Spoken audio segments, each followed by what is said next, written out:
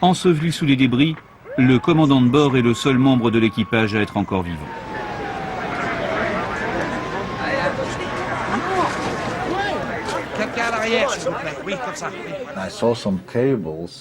J'ai vu des câbles et un gros trou dans le fuselage, au-dessus de mes voisins, qui avaient l'air inconscients. Il y avait au-dessus de moi un homme grand et fort, en sang. Je ne le connaissais pas, mais il était sur moi, j'étais assis. Grâce à ces câbles, je me suis hissé jusqu'à cette ouverture, au-dessus de l'aile. J'ai commencé à hurler « Aidez-moi à sortir, par ici !» Lorsqu'ils se sont rendus compte que j'étais vivant, ils ont retiré cet homme au-dessus de moi et ils m'ont sorti de l'avion.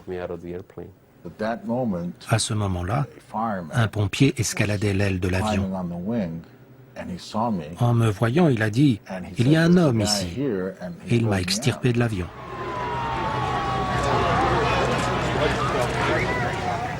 La mobilisation est générale. Les pompiers et les ambulances affluent de toute la région pour évacuer le plus rapidement possible les blessés graves.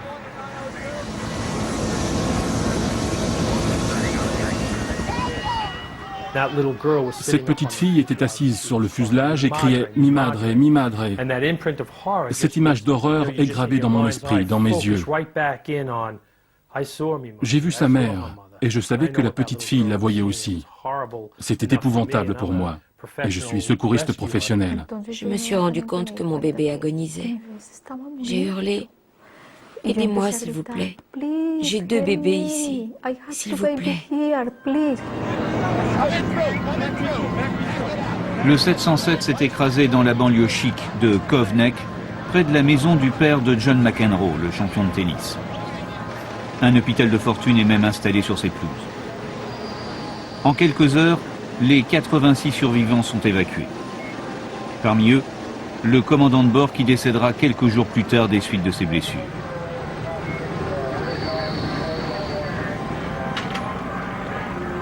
Parmi les 16 enfants enregistrés sur la liste des passagers, 3 seulement sont retrouvés vivants. Mais les morts ne sont pas tous des passagers ordinaires. La police découvre des mules, le surnom donné à ces petits passeurs travaillant pour les cartels colombiens. Avant le départ, chacun d'entre eux a avalé plusieurs boulettes de cocaïne pour les introduire clandestinement aux États-Unis. Par la suite, c'est devenu un problème. Des officiers de police ont été mis en faction à la morgue, parce qu'ils craignaient que le cartel ne vienne voler les cadavres qui valaient $1 million chacun. Or, le cartel attendait ces nombreuses livraisons. Quelques heures après le crash, les inspecteurs de l'aviation civile américaine arrivent sur les lieux pour essayer de retrouver les boîtes noires.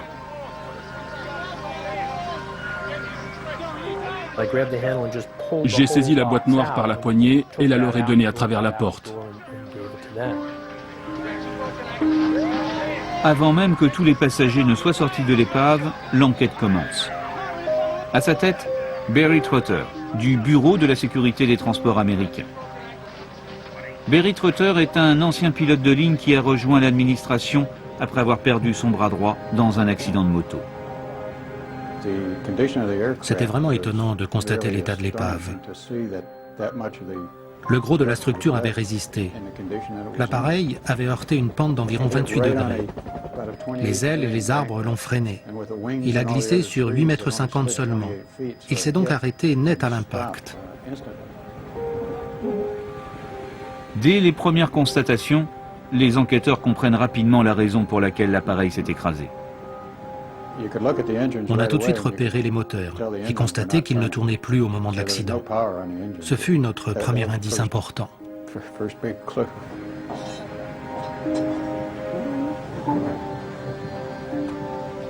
Trotter et son équipe analysent les réservoirs de carburant et découvrent qu'ils ne contiennent plus qu'une vingtaine de litres de kérosène. La raison de l'extinction des moteurs est évidente. Reste à comprendre comment l'avion a pu se retrouver en panne sèche, au-dessus de New York. Et la faute à qui? La question est capitale et sa réponse vaut des millions de dollars que les assurances vont devoir verser aux familles des 72 victimes. Les boîtes noires sont envoyées au laboratoire du Bureau de la sécurité des transports à Washington. Il faut maintenant récupérer les précieux enregistrements. Le premier concerne toutes les données du vol. Le cap, la vitesse, l'altitude, l'assiette, les paramètres moteurs. Mais une mauvaise surprise attend les enquêteurs.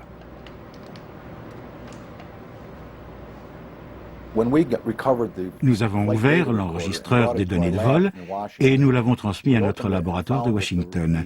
Ils ont découvert que la protection en aluminium n'était pas agrafée. Quelqu'un avait volontairement collé l'aluminium pour qu'il ne s'envole pas, le rendant inactif avant de le remettre en place. L'autre boîte noire enregistre tous les sons dans le poste de pilotage, ainsi que les échanges radio durant les 40 dernières minutes du vol. Fort heureusement, celle-là a correctement fonctionné. Oui, monsieur, atterrissage autorisé. Stand-by. Prêt pour l'atterrissage.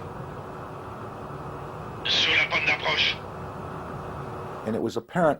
Les transcriptions des enregistrements démontrèrent que le commandant de bord ne comprenait pas les communications radio du copilote, qui étaient faites en anglais. Tout le monde accuse le commandant, mais il est peut-être la dernière personne décisionnaire.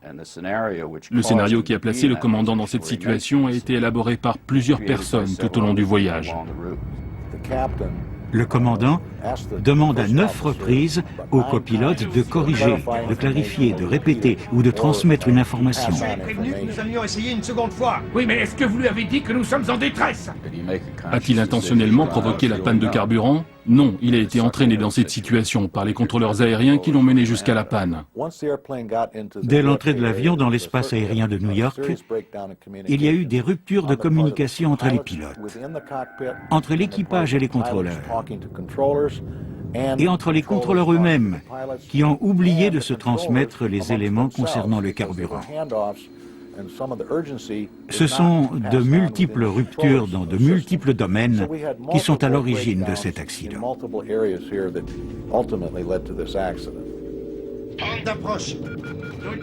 L'enregistrement confirme également que l'équipage a tenté un atterrissage extrêmement difficile, avec une visibilité nulle et des cisaillements de vent. Cisaillement de vent. Rentrez le train. Durant la finale, avec les cisaillements de vent, le commandant de bord a eu beaucoup de mal à maintenir la pente d'approche. Il ne voyait pas l'aéroport et il a été obligé de remettre les gaz. Cette manœuvre a quasiment condamné l'avion. Sur le trajet, les pilotes ont été informés de la présence de vent cisaillant à une altitude de 450 mètres. Mais durant l'approche, ils les ont rencontrés plus bas, à 90 mètres au-dessus du sol. Or, les contrôleurs ne leur avaient jamais transmis cette information. L'équipage du vol 052 a sans doute été surpris. Ils ne s'attendaient pas à des cisaillements de vent à une altitude aussi basse. Et ils ont frôlé le crash à 3 km de la piste. La piste? Je la vois pas. Dans leur malheur, leur seule chance fut l'absence de kérosène. Elle a évité tout début d'incendie et a permis à plus de la moitié des passagers de survivre à l'accident. Si l'avion n'avait rencontré aucun relief, il se serait posé et aurait simplement glissé jusqu'à l'arrêt. En l'absence de kérosène, il n'y aurait pas eu d'incendie et la majorité des gens auraient probablement survécu. Lors du procès, les contrôleurs se défendent et s'abritent derrière le vocabulaire. Pour eux, l'équipage a demandé une simple priorité, sans jamais se déclarer véritablement en situation de détresse. Pour l'État, le pilote ne s'était jamais déclaré en situation de détresse et personne n'avait eu conscience de son problème. Mais lorsque vous déclarez être à court de carburant et que vous refusez l'aéroport de dégagement, il n'est pas nécessaire d'employer le mot détresse. Négatif, monsieur. Nous sommes à court de carburant. Nous venons de perdre 2 moteurs. Demandons la priorité. En demandant la priorité, les pilotes étaient persuadés que les contrôleurs avaient compris qu'ils étaient en détresse. En espagnol, le mot priorité signifie « prêtez-moi attention, aidez-moi, j'ai besoin de vous immédiatement ». Je ne sais pas si dans d'autres langues, cela signifie que l'on peut attendre. Pour moi, priorité signifie priorité. Si vous demandez à un enfant le sens de ce mot, qu'est-ce qu'il va vous dire? Il ne va pas vous parler d'urgence.